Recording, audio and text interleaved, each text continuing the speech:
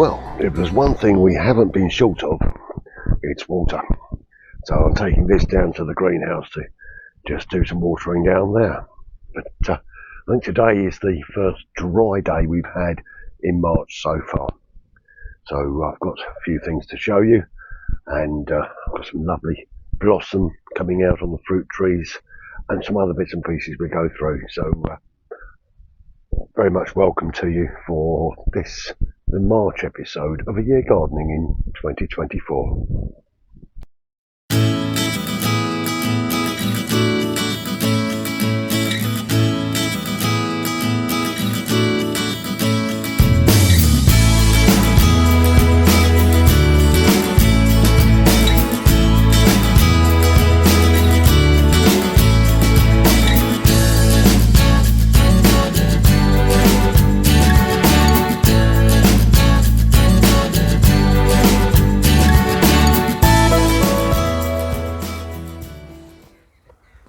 Well, it's hard to believe, but it's actually 4 years now since I put this Amankia tree in the ground, and it was in a 5-litre pot, as I recall.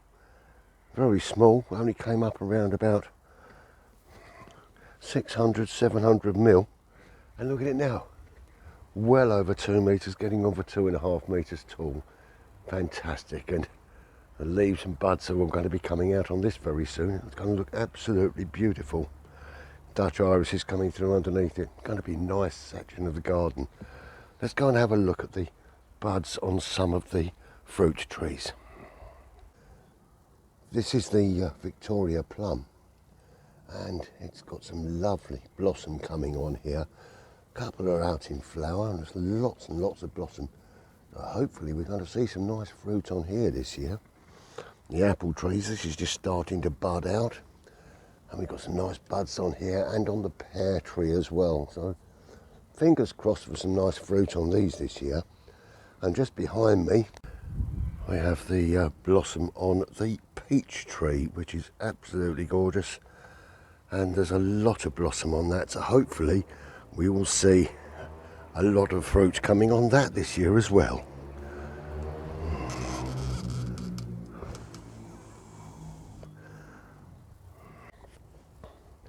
Now, my main feature this week was going to be in the front garden, border under the window, getting that sorted, laid, seeds out, ready for the summer annuals. Unfortunately, the ground is still so wet, the water table is so high that as you just stand on the grass, the water's coming up and it's just not suitable for working on. So we've got to allow it more time to dry out. So I thought I'd come down to where I'm going to be taking this stream out, but before I actually take it out, I need to reroute the piping that picked up from the pump and ran the water down the stream. So I don't need to take it all out, but I do need to lift enough so that I can just bring it round, feed it back into the pond. So I've actually found the pipe here, and got a fair bit of it actually out into the open so I can see where it is.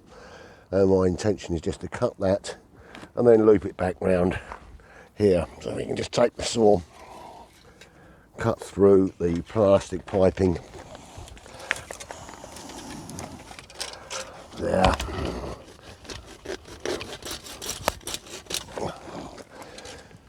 Simple as that. We don't need a great amount.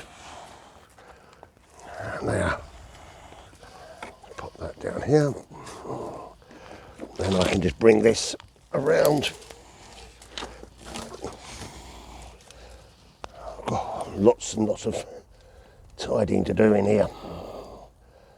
There's that pipe. And I need to get my spade, clear a bit of ground there, and feed that back through the fence. So that's going to be my next job. Well, now that channel's dug, diverted, and as you can just see there, the pipe is heading back down under the fence and into the pond. So I've got some filling and levelling to do here. Then I can start breaking the stream down in sections, working my way all the way back to the top. It might take me a couple of months to do this because Obviously it's fairly heavy work and I can't do a lot of that. And then I'll fill the top in with some compost, and this area will be grass seeded to bring it all back up to level here. Again, that's going to take a little bit of time, but it'll be well worth it. So crack on with this now. Well, whilst I'm down this end of the garden, I thought I'd just do a little bit of tidying up of the pond area as well. So let's have a quick look at that. Well, there was lots of weed growing in the pond, so I've raked a lot of that out to start with, and that's now just on the side on the bank here, just in case there are any little beasties and things living inside there that need to get back into the water. And so we'll let them get back in first of all, and then I'm going to be collecting some water from the water butts and just topping this up, because where I've taken the weeds out, it's lowered the water level a little bit. So that looks okay.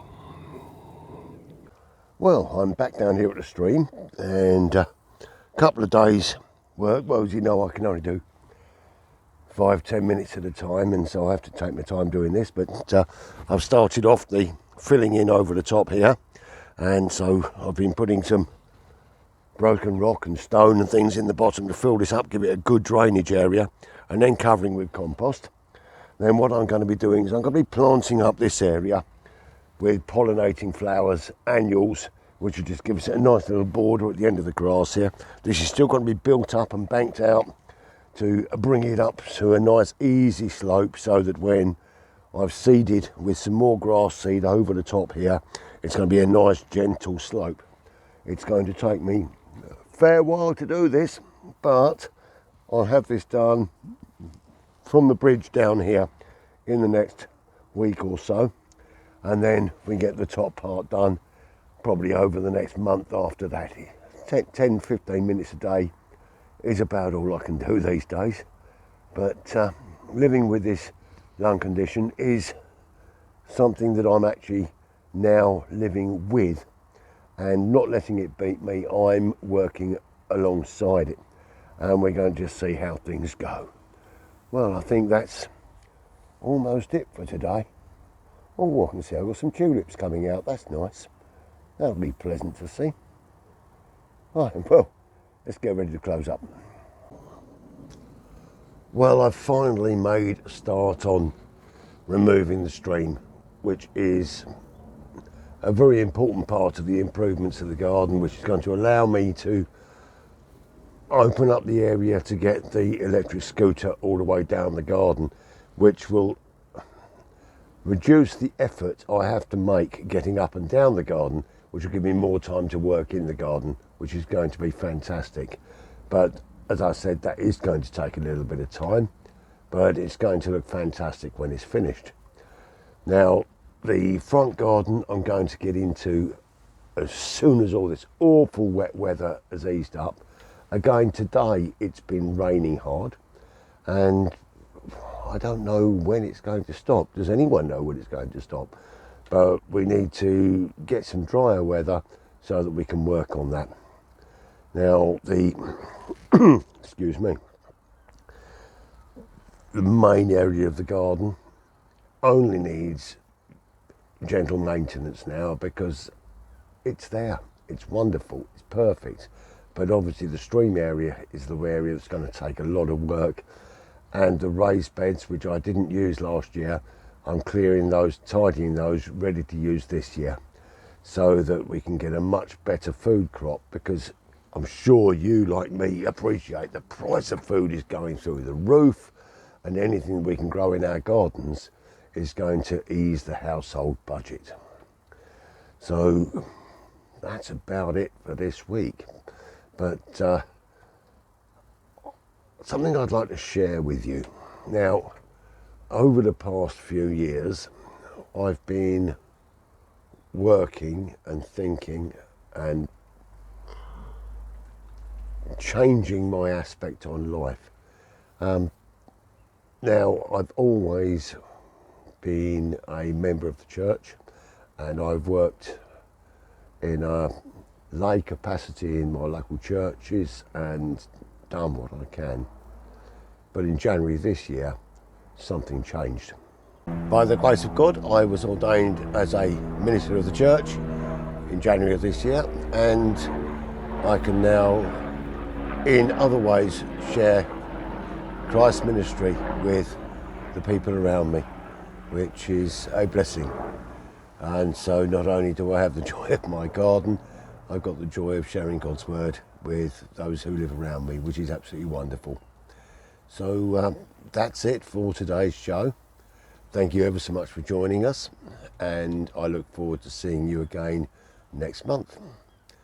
So it just leaves me to say, take care, stay well, be kind to each other, and as it's St. Patrick's Day coming up on Sunday, with a small glass of Jameson's, I'll say happy gardening. Cheers.